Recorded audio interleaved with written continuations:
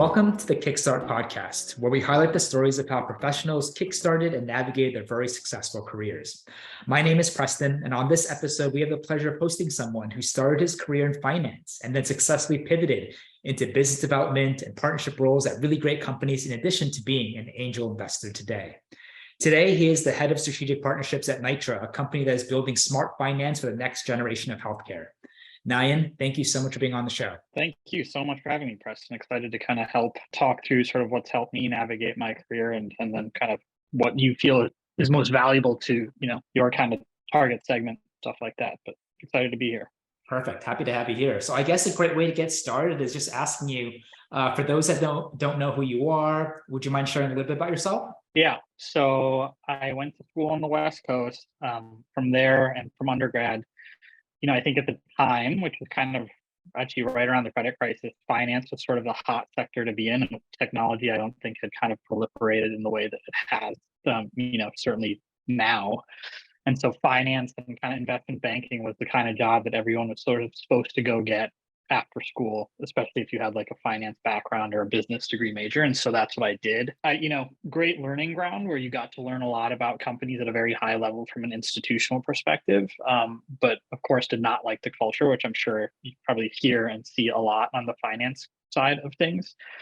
And so from there, I had the opportunity to go launch a skincare company, a direct-to-consumer skincare company. And that's kind of when this notion of consumerism or commerce or retail sort of bit me. And I knew I was going to go to business school. So that also gave me a little bit of flexibility on taking a risk to a certain extent. And from business school, went to Target actually, and was in merchandising. And so, great kind of generalist experience again from a revenue and a margin perspective. And got the startup bug again and went to go to an online travel startup, which unfortunately failed, but that actually took me to American Express. My background was pretty much at that point retail, commerce, tech, payments, and travel. And when you think about American Express, that's how I embody that brand.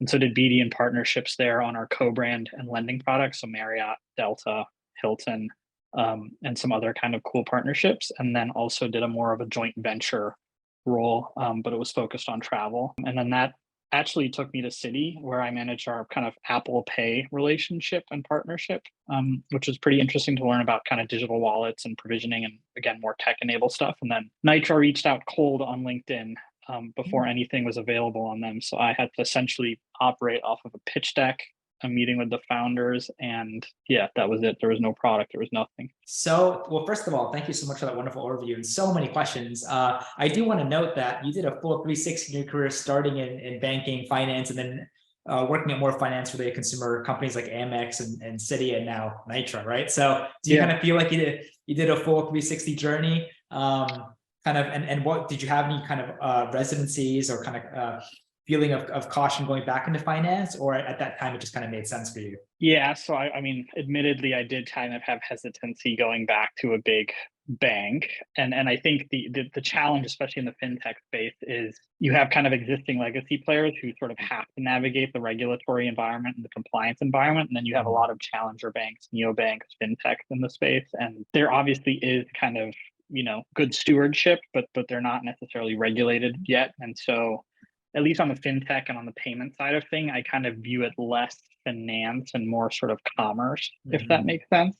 Something where like the merchant is part of the process, the customer is part of the process, the actual transaction, like how is that enabled and how is that done, whether it's via card or contactless or on your watch. And so that's what's more interesting to me, and kind of that's where I kind of guided myself. But I do think that kind of the fundamentals of, again, institutional finance and just understanding income statements and balance sheets and how businesses work was immensely helpful, as that sort of gives me a unique lens on kind of my current role, where I also think about potential institutional relationships or implications from a balance sheet perspective and a debt perspective, et cetera. So that's kind of the full circle. And I guess it shifted a little bit because I feel like you just learn with more experience. For sure. Now, I would love to talk a lot more about Nitra, what you and team doing, but a couple things, just backtracking, just going back to the wonderful high level summary you provided.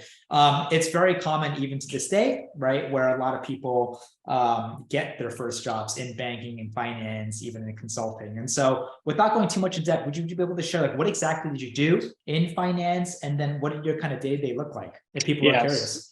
Yeah. So on the finance side, I was more on the corporate banking side at Citi, which is kind of super interesting because it was less M&A or episodic deal flow, if you will, and it was really kind of managing relationships with the likes of Google, Disney, Amgen, and customers like that. And so a lot kind of working with their CFO and their treasury and how they think about their capital planning and kind of their long-term planning. And so that was kind of my background there. And that was interesting to me because you got to see the business. But then I guess that's where kind of my operating interest came in, is because you would essentially only get to be arm's length away from that business. And then they would essentially say, all right, we got it from here. Don't need the bankers anymore. And so that's kind of what pushed me more into the operating roles that I then took on post banking. It could be like a nice little teaser of the rest of your career to follow, giving you exposure to operating, partnerships, business development. Did you fall into corporate finance through a rotational program, or did you directly apply? Was there a specific school program? Yeah, no, it's like a summer analyst kind of Oh. internship, and then just kind of a typical school recruiting type instance. And so why did you realize that lifestyle, that career trajectory wasn't for you? That's a good question. I think, I have the benefit and I'm fortunate enough to come from an entrepreneurial family. So I've kind of witnessed that at a young age, and, the enablement and the autonomy and kind of everything else that comes along with it. And so, absent, of course, I'm not going to sit here and say I've started companies, but, getting to certainly smaller stage companies is much more fulfilling, because I guess the impact that you have and quite frankly, the throughput on what you can do is significantly more than kind of a Fortune 50 company, if you will. So that was kind of the key driver, is really like wanting to build something versus sort of tweak little kind of levers here and there, which is largely what happens with big companies. Now, after talking to and just knowing a lot of people that have actually pivoted from finance into other fields like tech, for instance, one of the, I guess, the biggest pros of working in a large established company or even a bank in your case is the training that you get and the foundational skills you're able to develop to then leverage perhaps other career jobs, types of jobs, other ventures. And it seems like that's exactly what it did for you, right? You were able to kind of leverage your time there into becoming a founder. And was this like your first company, or did you start companies before? And that one you're speaking specifically, the one after the banking. Yep. Oh yeah, the skincare company. So that was mostly kind of joining the founding teams and helping them build, and kind of coming in as like biz ops strategy, so almost managing kind of that finance grunt work that kind of nobody really wants to do, but add some strategic element of rigor to kind of what they're doing, and obviously how they interface with their investors and customers and stuff like that.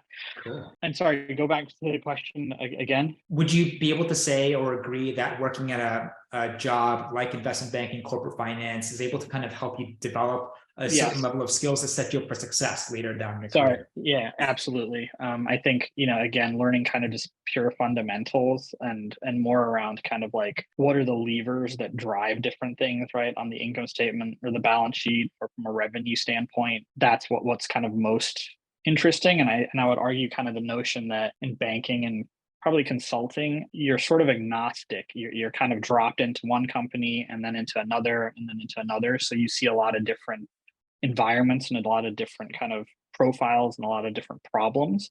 And so that's been sort of the most insightful thing, especially in those types of roles, is that you get that ability to kind of see across a sector or many sectors and not just stay kind of in your own lane. What would you say is the biggest takeaway that you've learned joining kind of an early stage company as one of the founding members at the skincare product that you can that taught you either a great lesson that you kind of carried on to the rest of your career or other jobs that you had thereafter? This may sound bad to some people, but I think, some of these roles have made me realize, like, I don't know if it's how little I did in kind of a big company, and my review and performance rating were all good. So, there certainly wasn't a lack of that. But again, it's just like the autonomy and the ability to make decisions, or I guess even have that kind of latitude to be making decisions and signing agreements and taking on different things that nobody can do, and so you just have to kind of do them. I think that's been the most kind of interesting learning is that it's a very much like ask for forgiveness versus ask for permission type mentality. And it's kind of these bigger organizations, there's certainly a lot of politicking and a lot of that aspect of being successful in those companies. And so I think that was kind of the biggest insight that kind of hits you like a railroad every time you go into a startup, quite frankly, or a freight train. Now, another thing that I would love to ask you is just really briefly touch upon your experience getting an MBA. I know, as you must know, like it's a very dynamic conversation in tech. A lot of people, Yeah. right? On one hand, people are like, hey, it's completely worth it. I wasn't able to do X, Y, and Z because of it. Other people are like, I'm not sure if it's worth it. So I wanted to ask you, what was your experience like? Was it worth it? If you went back in time, would you do it again? That's a very loaded question, as you probably are well aware. I very much enjoyed my experience. I would say that it enabled me to kind of think and look at things at a 30,000 foot level versus like a 5,000 foot level. And that's just because by nature, obviously, of those kind of entry level jobs, you're very much in the weeds, and sort of being able to think much more strategically. It kind of flexed and nurtured a different muscle. Arguably, now that I'm like in payments and fintech, I probably could have stayed at Citi, and I probably could have kind of maybe made the same moves. But the other thing that's a little interesting that there's also a dynamic conversation around is I think when we can talk about it too, like from a Nitra perspective, but like when companies are building founding teams, or they're looking for like another element or another sort of stamp, if you will, the MBA kind of provides that latitude in many respects. And like even from if startup X doesn't work out, well, then at least I meet that requirement for that job description, or the network facilitates a lot more opportunity than I otherwise would have. There's a lot more value that MBA provides than simply just a certification, right? As you mentioned, it could be the network, it could be a strategic hedge in your career. But overall, that's whether I don't know if that's a good thing or a bad thing. It's just kind of the way it is, unfortunately. Yeah. But I found it really interesting so far that for someone like you started a very structured environment like finance, you gave like the early stage startup a shot, you did MBA. And then after the MBA, did you plan on kind of going back to a smaller company, or like how did you get into big companies like Target, American Express, and then Citi afterwards? Or while you were having this job, was it ever stuck in the back of your mind, I want to go back into early stage startups? Or maybe now is not the time, right? Just kind of waiting for the right opportunity to come. Yeah, so I think early stage was always early stage, or founding my own company was always kind of where my head was at, and still even founding my company is something that I kind of think about largely, as most kind of startup employees do, because it's a very entrepreneurial sort of driven environment. So I kind of felt that like going back to the bigger companies, there's this element of kind of structure and rigor that you learn that help when you kind of problem solve in a startup environment. I would argue some is kind of not useful, right? Like you've probably read Paul Graham's essays and see how he talks about some of those kind of corporate types of jobs. But so some are not kind of productive, quite frankly, but then some are very helpful in like helping you analyze problems or think through, again, like a customer or a potential partnership opportunity. So that was kind of the benefit that I saw in getting the more experience at big companies, to because then that really helps you at sort of the scaling stage of a company. For sure. Now, for the audience that's listening who's just curious, what would you say is like maybe one of the biggest differences in terms of internal environment and culture working at a company like Target versus American Express versus Citi? I think they're very, very different.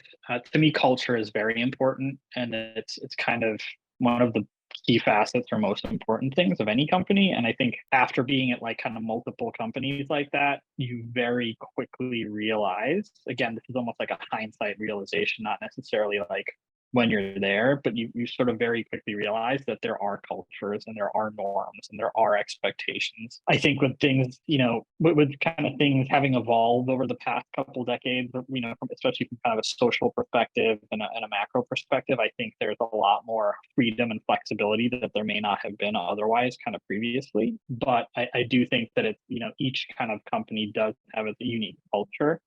And quite frankly, during the recruiting process or kind of even like evaluating the brand or like looking at their 10K, you kind of quickly can see the pillars and the elements of those of that culture and kind of the overall strategy than you might think, which is kind of an interesting thing that I've learned at least over the years.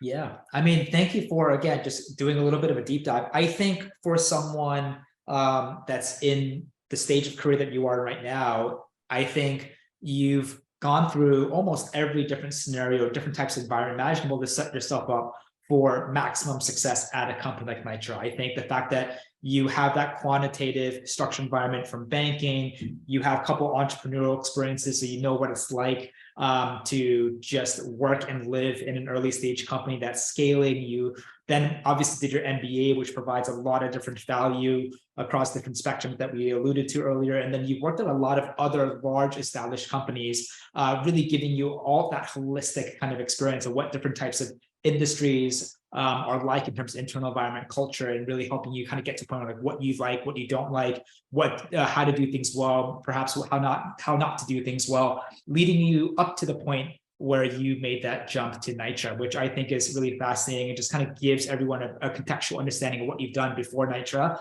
I think that's really, really cool. I think from the people that I've spoken with, people have said that if you have experience, ideally working at a small startup, starting your own and a big company before starting your own again, or working at an early stage startup, it helps a lot. I also have seen people like yourself, where they maybe dibble dabble working for yourself, and then as the career progressed, they worked at larger and larger companies, and then they went back to small, and then people who did the opposite. But I think you and I can both agree that like your experience up until Nitra has probably helped you significantly in just ramping up or hitting the ground pretty fast when you joined a company like Nitra with your position and what you're responsible for. Is that correct? That's correct, but I would also kind of anecdotally add that like when I first got to Nitra, I was still not necessarily acclimated or kind of prepared or ready for the velocity at like which I had to move, right? Again, having been in a big company, I guess, for a certain amount of years, you kind of get used to that productivity or to that sort of requirement of how you do your work and how, the work gets kind of presented and decisions get made. So like, I think I had mentioned earlier, like, the startup kind of hits you like a freight train. That's still like, I think that feeling just goes without saying, regardless of kind of the experiences that you have. So admittedly, even if you ask our founder, Jonathan, I probably started off a little bit more slowly than I should have, but then quickly, course corrected and now kind of we're doing some pretty interesting things for sure with the company and our customers and partners. I think for a lot of people, there's always going to be that acclimating period to a startup, especially if you're used to a big company like yourself. But in terms of like, do you have the skills, the foundations to get the job done? I think what you've learned and what you developed at starting your own companies, small founding teams, and established companies, consumer-facing retail commerce across a lot of different sectors, including finance, has probably equipped you with a holistic set of skills to just crush your job. Exactly. Yep. Perfect. That's exactly right. Cool. So now let's talk about Nitra. What I find interesting is that you did a phenomenal job, Nayan, not only working at really big companies, but you worked your way up to some really, really great high-level leadership positions. You were a director at MX, you were a senior VP at Citi. So, and then you told me that I think Nitra was a cold apply. So a lot of people would not even a cold pie. They sent me a LinkedIn message. So walk me through your mind. I mean, I know that now, like you mentioned, you have an entrepreneurial family that was always kind of in the back of your mind throughout your career. You started a couple companies, you part of founding teams at others. So I think at a certain time, I think it was inevitable that it was, you're going to cross paths again and be like, I'm going to start my own thing or join something super early. A lot of people would consider like being a senior VP at a company like Citi, like the pinnacle, like they've reached it, they can coast, life is good, right?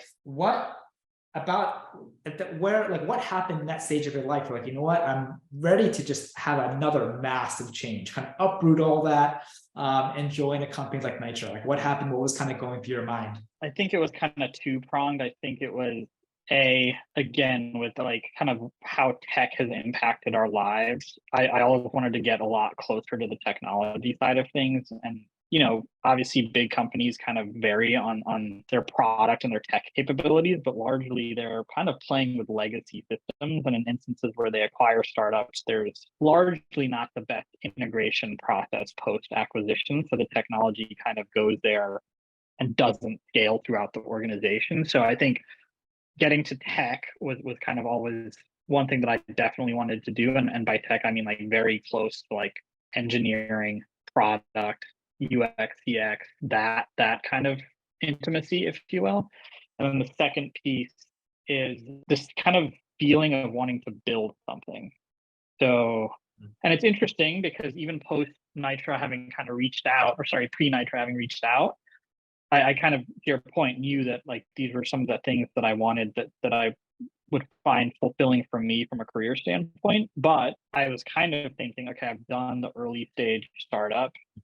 I think maybe I should join like a post Series B, post Series C, post Series D company where they have, to a certain extent, product market fit and validation. And now they're just focused on growth and scale. But then, in conversations that I had and kind of interestingly enough, from what I've experienced, those stage companies in some way, shape, or form still kind of have elements of a big company, because at that point there's layering, there is a narrowing of scope as far as job role and responsibilities. You largely are not working with the founding team on building a product, or with the engineers on feedback from customers or partners, which can get implemented like right away or prioritized, if that makes sense. So that was kind of the big piece around just this notion of like actually building something while you're kind of flying it, quite frankly. What would one advice you would give to someone who's currently maybe a senior VP at a Citi who wants to just change everything, flip upside down, and join an early stage startup? Like, what can I ask you? Just, I'm curious. Would you consider yourself to be pretty risk averse or not? I don't think so, but and like now that I have two young kids, like obviously my appetite for risk changes. But I think I was always okay with some semblance of risk. Does it kind of cause me sometimes some concern or anxiety about like, oh no, what if this doesn't work out? Then what will happen in the future? Like certainly, but I think for me, the biggest thing has been like more around what is sort of what can you be passionate about? And so, for me, again, it's kind of been that commerce, customer transaction kind of thing, which exists across a lot of verticals, but like it's very prevalent in fintech, of course. And you kind of see what's happening in the landscape right now from a fintech standpoint. And there's just a ton of innovation, kind of evolution in the way that payments are done and are made. And so it was more around kind of following a passion. And in the instances where it doesn't work out, that's a very kind of authentic story to tell. And it's a very kind of good story to tell. It was interesting that, when I took the Nitra role, I kind of said like, this is such a big like leap of faith, seed stage startup, pre-product, pre-launch. And I talked to a VC investor, friend of mine, and it was kind of interesting. His feedback was like, I mean, yeah, you should figure out if you want to bet your life on it, but then also like, what's the worst that can happen? It's not like you're going to go to like launch an NFT company and then you have to sit there and tell somebody like, oh, I was doing payments and retail and banking, and then I went to an NFT company. That is not as kind of authentic of a story, if that makes sense. So more around kind of following your passion versus kind of, I don't know, the money or the equity or whatever that may kind of cloud your judgment otherwise. Yeah, I love it. I mean, doing a big decision like that can be very emotional, right? And I love how you just base yours on passion. There's only so much you can do to hedge and analyze. At a certain point, you just have to take a leap of faith and just commit with action, right? And I think what's great, and I want to just reiterate again for the audience, is when you're making any sort of new job change, your career is basically one giant story. It just has to make sense with like a narrative on what did you do here? And then how did you leverage that to get your next job, so on and so forth. And even if you worked at a big company, joining a small company or vice versa, it just has to kind of make sense. And so I think it came to a point where, like, you know what, even if it didn't work out, like the story made sense, and you can always find another home where it will continue your story and not be complete, maybe left field, just completely, just almost an anomaly of an experience. Like, as your friend put it really well, like joining an NFT company where it made 0 sense, right? Yeah. So unless there was like a payment, unless there was a payment element to it. Right, some sort of component to it. So I think it made sense. And so I think for people who are in that situation right now, who are listening, I think my biggest takeaway hearing from you is just like, hey, like follow the passion, follow like your story and your career, and don't make it all about the money. If you love what you do and the company does well, the money will follow eventually. No catch ups, but I appreciate that. I appreciate you sharing, because I think for a lot of people it could be a very scary thing. Yeah, absolutely. And the other thing that I do think is important, which is kind of being overlooked to a certain extent, is if you've demonstrated success, right? Like if you've shown multiple years or some semblance of a promotion and stuff like that, there's also much less risk than you think. I think it would be kind of, just as if you looked at a resume, if somebody's kind of jumped a job every year, that sort of also then becomes like something around, okay, is this just, can he not focus, or he or she focus? And so, in folks that are at big companies, like that notion of success and promotions and longevity to a certain extent speaks more volumes than you would think, to be quite honest. I have one question. So for someone that has worked at all the companies that you've done, and even also just invested on the side as well, surely by now you've come to a point where you probably have built some sort of internal criteria system on how you gauge and judge a company. And I think a lot of the perhaps experience investing helped you kind of with the thought process on judging whether a company like Nitra was actually worth taking a leap for. So just to kind of really put a nail on this point, if you were to kind of go back in time and you're at an established, stable job like Citi or Target, and you want to join an early stage company, what are some important things, maybe top 1, top 2 things that you would look at, or to evaluate whether or not an opportunity with an early stage company, pre-series A or seed, could be worth it or could stand the test of time? It's interesting because in hindsight and kind of with all my experience, it is now sort of predicated, quite frankly, on like really one thing, at least at this point. And that, like, at a big company, it's more around not necessarily what you'll be doing, but who is the leader that you will be working for. Will they be a proponent? Will they be a cheerleader for you and your career and your advancement? Or will they ultimately be a blocker or a micromanager, or someone who doesn't give you the autonomy or the bandwidth to kind of perform? And so even kind of at seed stage, for example, or early companies, I think it's very much the same. And I think you kind of hear that anecdotally, where you kind of say it's the founding team really that drives the investment, or the founders that drive the investment. It's not necessarily their business idea at the time, because all that stuff can change. So it's more around kind of where will you get the opportunities from folks to kind of really shine and be able to kind of perform at a peak level, versus, either not be in the headspace because there's some kind of social issue, or not be, in the right kind of performance mindset because they've kind of narrowed your lane so narrowly that you can't even like show anything unique or innovative. So that's kind of been now my guiding path, or my North Star is really kind of putting a lot of equity in your leader and or the founding team, or whomever kind of your direct manager, because that's going to directly impact your performance and your ability to kind of, I guess, progress pretty quickly from a career standpoint. Can make or break your experience. Awesome. I think I agree. Founding team, the founder's experience plays a huge role. So let's talk about Nitra now. And I definitely appreciate you sharing a little bit about what you've done before. I think it's extremely fascinating. I think you've learned and developed, picked up a lot of really exciting and robust set of skills, qualitative, quantitative, that I know for a fact comes amazing in handy when it comes to just working at small teams, because you're always wearing multiple hats and putting out fires, and Yeah. Great jack of all knives, right?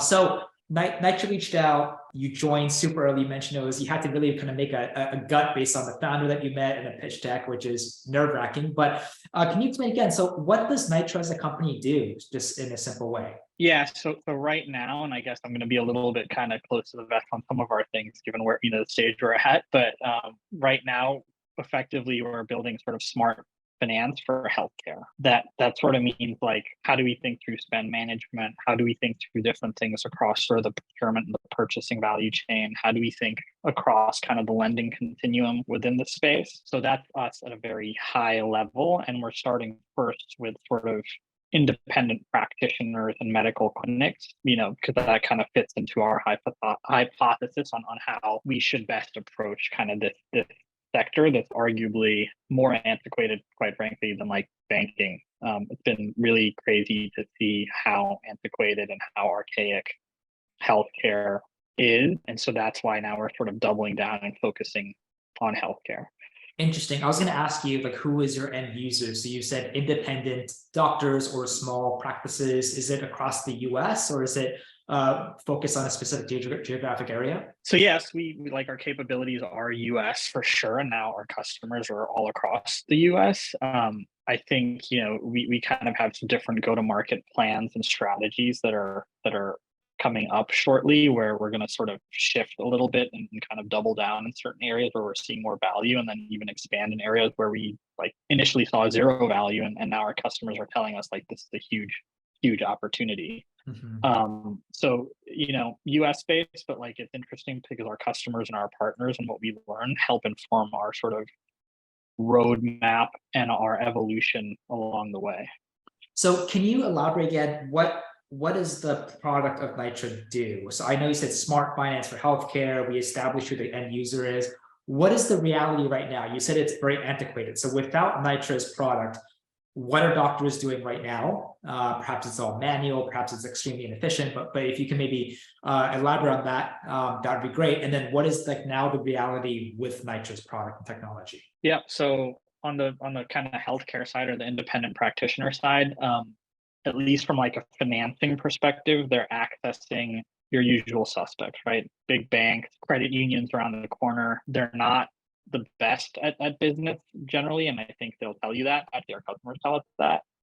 And so ultimately, like, trying to find something that automates and kind of makes more efficient the back office is ultimately what we're looking to do. We're starting with a small business kind of credit card. Again, there's a method to our madness, but ultimately right now, kind of starting with sort of spend management software and a small business card is really kind of our plan of attack, and it's being received quite well. It's also interesting. We just kind of noticed that this segment has a lot of gatekeepers, so it's an interesting sales cycle and like an ability to get them onto the product. But we are taking them away from some of the biggest banks, in the world, definitely the country. So it's kind of more this moving them from a legacy type platform to something that's a little bit modern and consumer grade from a UX CX perspective, and quick, right? We have the ability to be very quick, which kind of they're not used to from their financial partners. So that's kind of largely how we're approaching it, and sort of what's happening, at least from a competitive or an incumbent perspective. For people who don't understand the space, why would healthcare independent practices need financing? What would they use the financing for instance? Would it be to grow their team? Would it be to get a loan to expand their businesses? Would it be to purchase more supplies from vendors? All of the above? Yeah, so that's a great question. I think it differs by specialty, and we're kind of focusing on certain specialties because we have a spend-centric product. So right now that means like equipment purchases. Ophthalmologists, have a big inventory of lenses, for example. Optometrists have a big inventory of frames, and they have to purchase this, right? They're a small business, so they have to purchase these. They have to finance these purchases, and at least kind of the existing players aren't looking at healthcare on sort of a siloed basis, right? When you look at kind of risk decisioning and underwriting from a lending, or a payments or a financing perspective, all the legacy players can really do is kind of keep a uniform credit box and then try to fit as many people into that credit box as possible, which as in most instances, as a publicly traded company, you do have shareholder returns and kind of ROE returns that you have to think about. And so that's one way to certainly manage things. But the pitch on Nitra was actually kind of multiple verticals, quite frankly. It just so happened, and so I quite frankly thought I was just getting into something. Healthcare was going to piece, and then we were going to go on to the next. But again, we've kind of uncovered so much that it's seemingly kind of very opportunistic for us, and at this point in time. So That's cool. that's kind of what we're finding. Yeah. And then now you said that right now you're focused on credit cards and helping with spend management. So like when I hear that, I'm thinking about like just a lot of fragmented, you can open up a credit card, credit unions, legacy players. I mean, what is that? Accounting, QuickBooks. I mean, you can use a lot of different tools that are probably not interconnected, and they can only be interconnected manually, right? By brute force. And I can understand that unifying all that on one platform can really just improve the significant user experience. So I think that's significant value added there, but that's not Nitra's be all end all. That's just like your kind of phase one, what you're working on, and then slowly growing that umbrella within anything, whatever smart finance could consist of, and then just focus always on the user and improving their experience, and of course allowing them to be more optimized or efficient in terms of their businesses. Correct. And I think the other thing that we're doing is looking at them as small businesses, where in a lot of instances, if you look at healthcare, you have a lot of people focus on the patient side of the house. When they're focused on the practices, it's traditionally been SaaS and or payment processing, and no one's ever kind of looked at them holistically from like a business standpoint. I mean, I know that certain players are targeting them because they understand kind of the benefits of spend and kind of all those other things. But again, then therein lies the issue around kind of looking at the sector in more of a silo versus against multiple businesses or small businesses or multiple sectors. That's cool. Can you give us a little like teaser on future products that are part of the roadmap that you guys are thinking about? Let me or anything else you're really excited or looking forward to that you can share? Yeah, so it's interesting because kind of, for example, patient financing. We thought that was way oversaturated. A lot of players, there's sort of an 800-pound gorilla in the space, and then you've kind of seen newer entrants from a fintech perspective.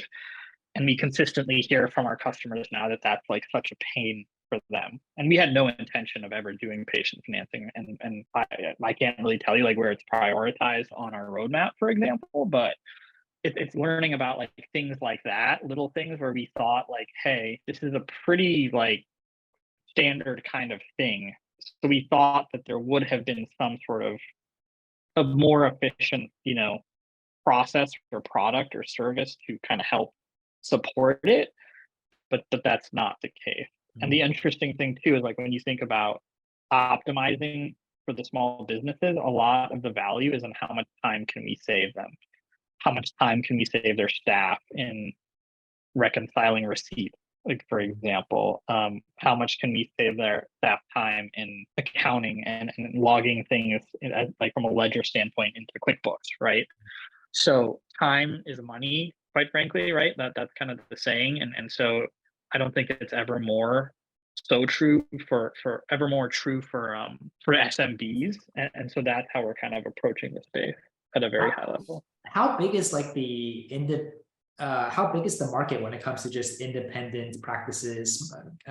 Anything that kind of falls within your ideal end user in the States? I'm just curious. Yeah, so kind of from the way we cut it, there's kind of I guess the way to look at it is more spend based, and we've kind of identified this $4 trillion healthcare market, like purely from a spend volumes perspective. Of course, there's different like value chains and elements of that spend, and so and a lot of it is quite frankly like medical supply driven. And so kind of thinking through that lens is how we're kind of approaching the space, right? Is what's interesting when you think about putting a lens on kind of procurement or purchasing spend and how that relates to our customers and our future customers. And so that's kind of what we're marching towards right now. And sorry, I know that was so vague and around the bush, but I'm trying to be pretty tight-lipped here, given where we are and how we're targeting our Series A and everything like that. No, I'm just, personally very, very curious. So thank you for sharing anything that you can. So as the head of strategic partnerships, what are you responsible for and what does your day-to-day look like? Well, as you might imagine, at a startup, everybody kind of does everything. And then even for me, like BD partnerships is usually a catch-all, quite frankly, because it requires a lot of different things and a lot of knowledge about Mhm. a lot of things. And so I think that's what helped me with my background being so, I guess, kind of diverse from that standpoint. For me right now, and initially it was kind of focused on just getting interesting partners and kind of on the payment side of the house, so like with Visa, and then also on the like SaaS side of the house or medical supply side of the house. So just kind of finding some semblance of value to our that we could provide to our customers, and that would also kind of help us on this journey of our rewards or our loyalty kind of program. So that's kind of been the initial focus. And now as we grow and expand, and I feel like we are sort of now getting those partners with those shorter sales cycles, and customers are seeing the value in being able to speak to the segment. Or, sorry, partners are being able seeing the value to be able to speak in the segment. Now starting to spend time on thinking through like what do longer term, more strategic, larger partnerships look like, whether that's kind of on the lending side of the continuum or on the payment side or on other kind of things, right? Like how do we think about ACH payments or bill pay, stuff like that. So now spending a lot of time there, and I've been fortunate enough to add someone to my team just this past week. So she's helping a lot with kind of again that blocking and tackling and those quick wins, and giving me sort of some ability to focus on some of the more strategic conversations. What is one maybe tip that you want to share to those who might be in the similar kind of state listening to this? Maybe they're in another similar early stage company like Nitra, perhaps in a different industry, and their scope is to develop these partnerships and relationships with enterprise legacy companies. What do you have a kind of a overarching kind of tip that you like to share, or if you can give people just like a taste, like what is that like? What is like the average life cycle look like to even consider a relationship like a go or a win for a small company? Because surely you have tons of people reaching out to companies like Visa and Mastercard every single day. So what is that like? Yeah. So the interesting thing that's kind of been the most valuable to me, at least, and quite frankly, and again, transparently, like prior to this role, I wasn't necessarily in a type of role that required me to sort of do this kind of cold outreach, right? Like we didn't have a product and we didn't have anything out there on us.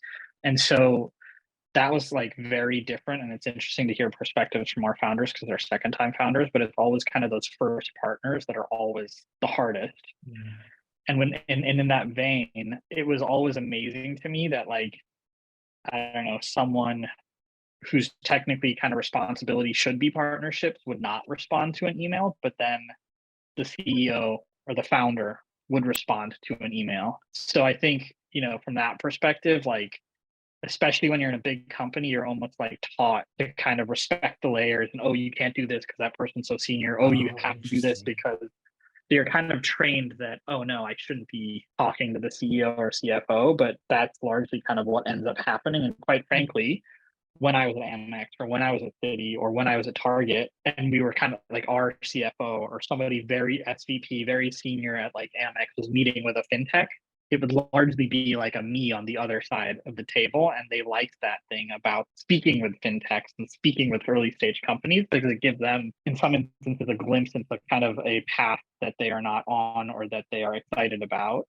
So yeah, just reaching out to like senior folks has actually proved a lot more fruitful than like reaching out and speaking with people whose like job responsibility it is to speak to you. That's so funny. So usually if someone has a title of director of partnerships, like you would assume like, that is the go-to person of being the Right. gatekeeper of these requests, but identify the higher ups and then have the guts to actually follow through and reach out to them. Yeah. That's And really actually cool. interesting too, like one of our co-founders, Tim, so they had taken their former company public a couple months ago and they're 29, of course. And they started that company in a Motel 6 room in San Francisco. And interestingly enough, Mark Cuban was in their seed round, and it was the cold email that Tim had just sent to Mark Cuban that got him into the seed round. So it's like things like that that are super interesting, because those people generally see the bigger picture and they can see like 3, 4 steps down the road. So they're more adept at playing chess versus sometimes in those executional and tactical roles, they only care about the now and the short term. And that's where kind of a bifurcation happens, at least in conversations and engagement, if that makes sense. Super interesting. How big is the team at Nitra now? I think we're approaching 30. I was effectively the 7th person. And it was obviously mostly engineering and dev. And I joined in February, and we kind of started building, I'd say in like January, maybe December. And so the craziest learning to me, even because I've sort of been in that smaller stage, but never kind of now then experienced like this growth or the scale toward an A and a B. The biggest kind of learning too is like, when I joined the 8-person company, I thought it would be the same as a 25-person company or as the 15-person company. And like, that's not even close to the truth, which is like crazy to think about it. There's not that much variation, right, in the size when you think about it. But that has been sort of my interesting learning, at least from an experiential perspective. What has been your team's kind of success to scaling a company like Nitra to 30 people? I mean, that is tremendous. That's huge. You know, hats off to the founders, the team. Building and scaling in this environment, economic climate is very, very difficult, especially for a small startup. So what would you say is kind of your secret? I would be amiss if I didn't say we had a substantial seed investment, which is not a normal size seed investment. And we had some great investors and angels in that round. So that kind of gives a nod to their expertise. But I think what's interesting about these guys, Tim and Jonathan, and also Jonathan, and kind of being the CEO and the helm, is methodically thinking through growing the business and thinking about it. So it's very apparent, like in a second time founder way, like how they're thinking about things and how they're taking their learnings from an early stage company and then applying their learnings from those mistakes to this company. So certainly like head of BD or partnerships, I would argue would not necessarily be an early hire at a seed stage fintech. Nor would a general counsel, nor would a head of capital markets, nor would a head of brand.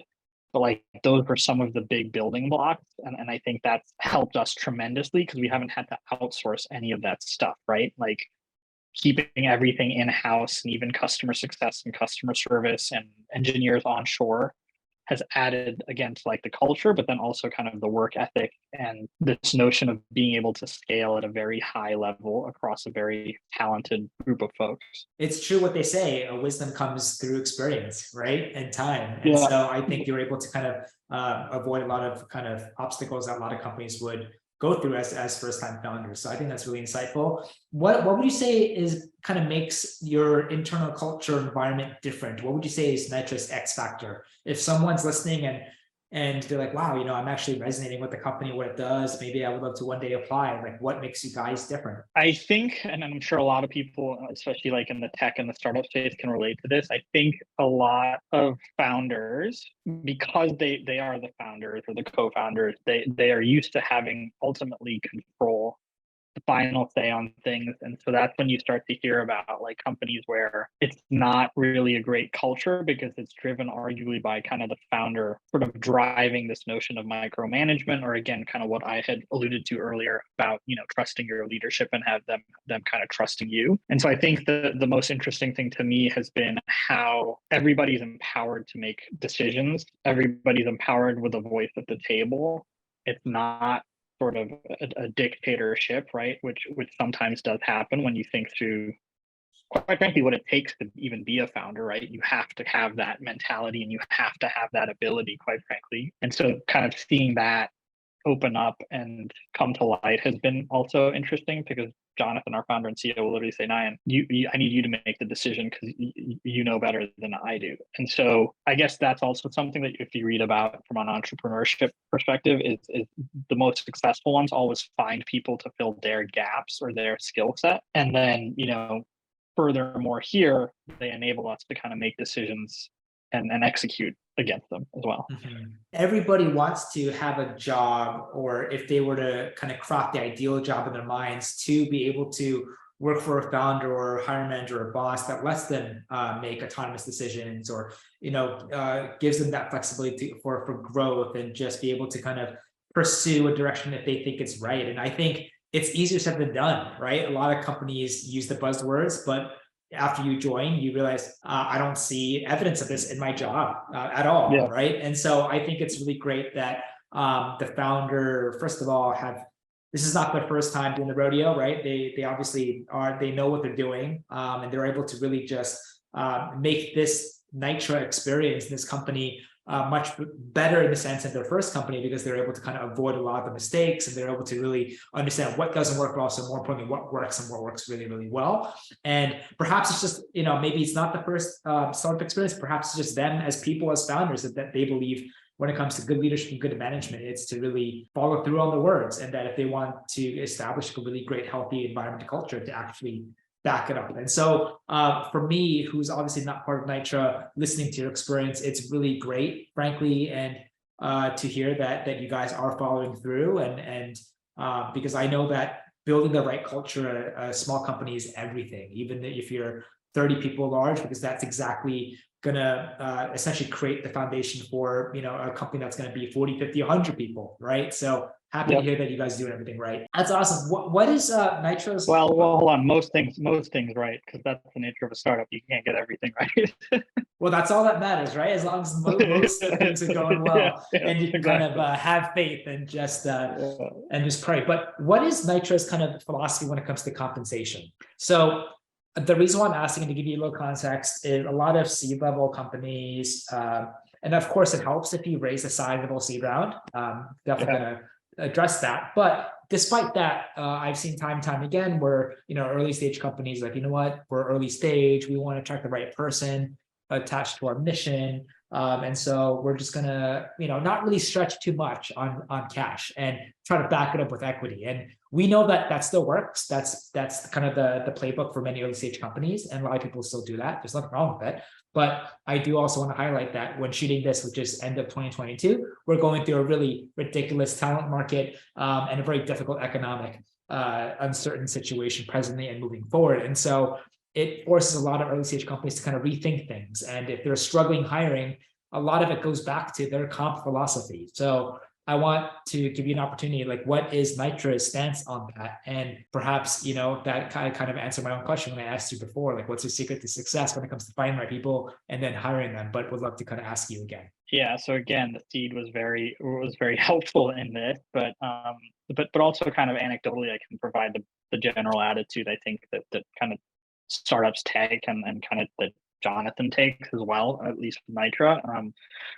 Early on, you're definitely going to kind of be more probably in equity, quite frankly, than kind of cash. And so it's interesting to kind of even then think about that. How do you think about equity? Are you one of those people that is always a pessimist and don't even put a zero on that because it doesn't matter, just put money on cash? And kind of as you go further along, right, like now we're almost at 30 people, then it kind of indexes more cash, less equity. And so there starts to be kind of these interesting dynamics, I would say, at these startups, right? Like in multiple instances, I've heard of people saying my direct report makes more money than me, but then clearly they're compensated significantly more in equity. And so I would just say that, they're very competitive, very good about how they compensate. We all have skin in the game. I would say that there is sort of that tightrope that you walk, and again, that's maybe your risk appetite, right? That helps define what is okay for you from a split as far as equity and cash comp goes. And so that's kind of the big drivers behind it. And the only other thing that I would add, which I've seen this time and time again from different founders, different people and startup companies at different stages as well, instead of kind of going in and demanding things like a raise or like a title or some of these kind of more, I would argue, big company kind of things, right? Again, if you have the right leadership, you should have faith in knowing that they will compensate you fairly, as Jonathan has, and that there's no definition on when you can get a raise or when you can get a promotion, right? At a big company, there's very much a rigorous process. There's kind of a mid-year review, an annual review. That's usually when you get compensation, it can change. So that's the only other thing I'd add, right? Is if you're weighing that decision, then just again look to your leadership, and are these the type of people that are supportive in your career and in the growth of the company, because then that stuff will follow, if that makes sense. Yeah, it does. What is the company stance on hybrid remote in the office situation? And do you think it's going to change into the future? So we just opened up a lovely office on the 84th floor of the Freedom Tower, which has beautiful views, northern facing, and like true startup, and I guess like true New York Union fashion, we do not have internet yet. So we need to get internet into the office space, which you would think would be like a switch in 2022, but it's not. And so I think they do think that, like, kind of, as I sort of believe that kind of being in person and that kind of office culture helps build and support the culture.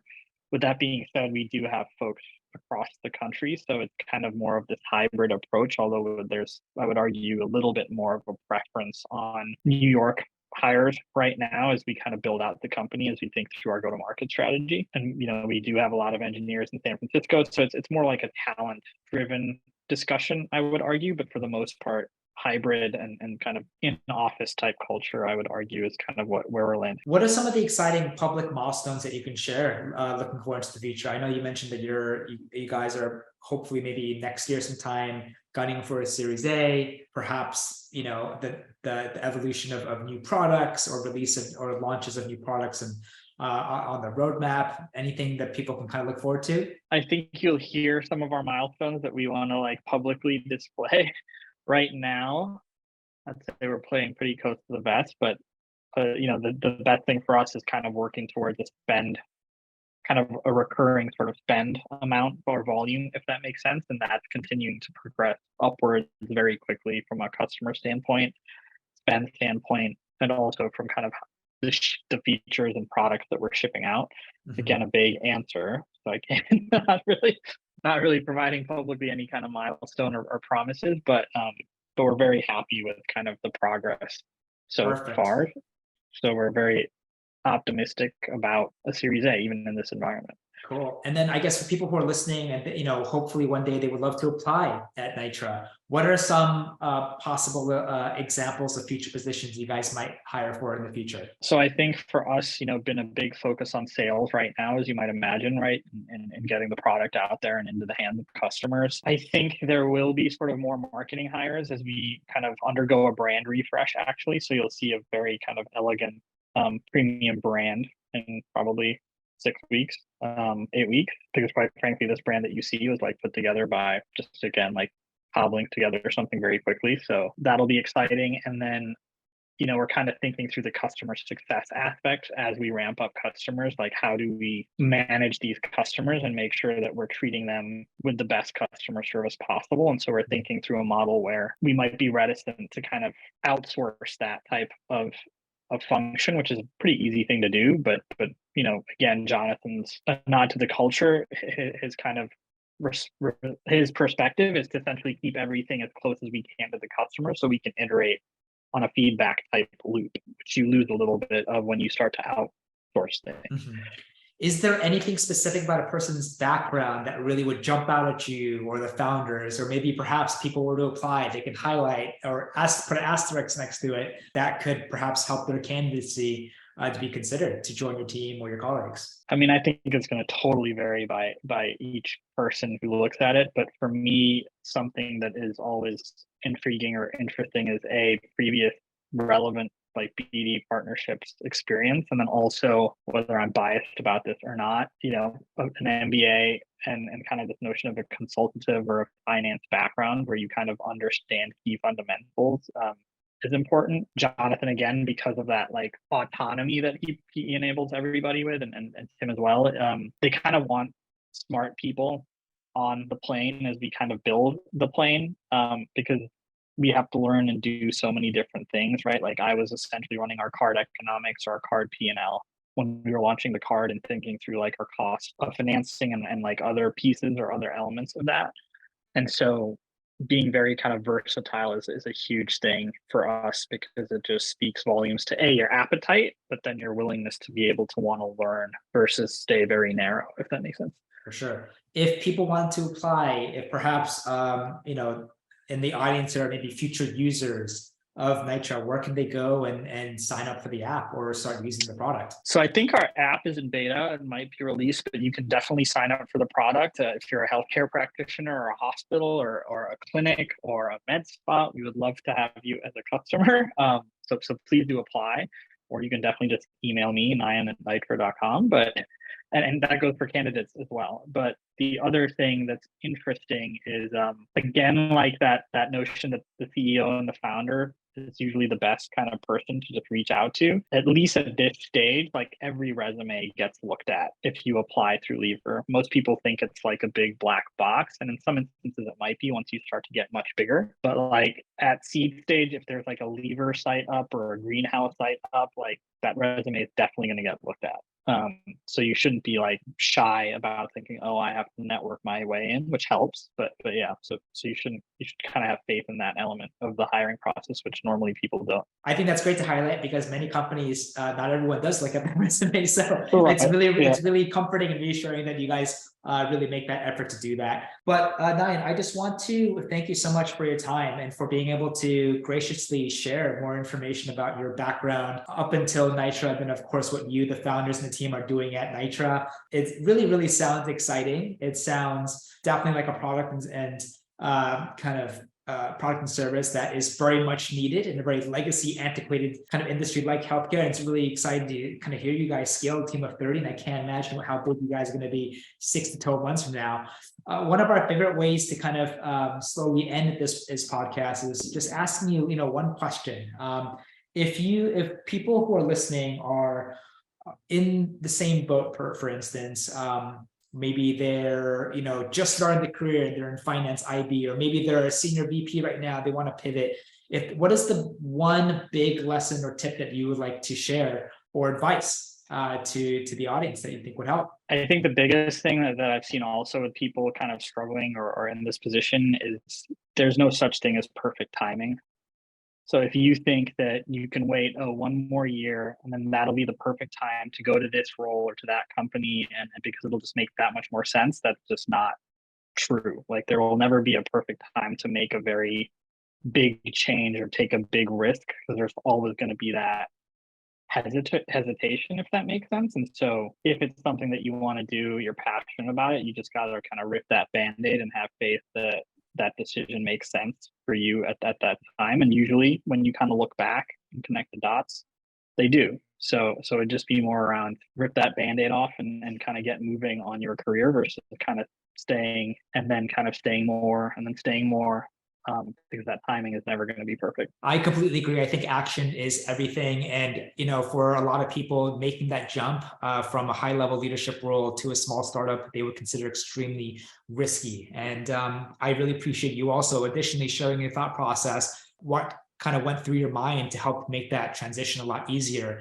And I hope that it can be very inspirational, insightful for a lot of people. And I think another one big takeaway is how you were able to do such a great job in kind of continuing the story of your career, and you're quickly able to find a space and that you just really, really embraced and did really well, whether it's CPG, retail, commerce, finance, payments, and you're able to kind of continue that again at Nitra. So Nayan, I just want to, again, thank you for your time. I'm personally excited to see how your career continues to progress, but also very excited to see how Nitra as a company continues to grow and scale. We will certainly be rooting for you guys from the side, and wish you and the team nothing but success. And hopefully one day it'll be great to kind of meet in person and see the views from the 80 plus floor office space in New York City, which sounds absolutely epic. Yeah. Well, thank you so much for having me. And I do hope that this was helpful for some folks who are kind of hitting roadblocks or hurdles or bumps in their career, because, you should have faith that things are going to work out. But thank you for having me. Perfect. And just actually, before I forget, if people actually want to reach out to you directly, perhaps they have questions, they want to perhaps ask you for additional advice, where can they reach you? Nayan@nitra.com. So I trust that you will have the spelling of my name in the description. But yeah, just Nayan@nitra.com, and happy to connect with anyone that comes our way through you. Perfect. So everyone who's listening, please feel free to reach out to Nayan. He'd be more than happy to respond and kind of take it from there. But Nayan, thank you again. Looking forward to keep in touch, and best of luck to you and team, and wishing you a wonderful early holidays and a great end to 2022. Awesome. Thanks so much. Thank you.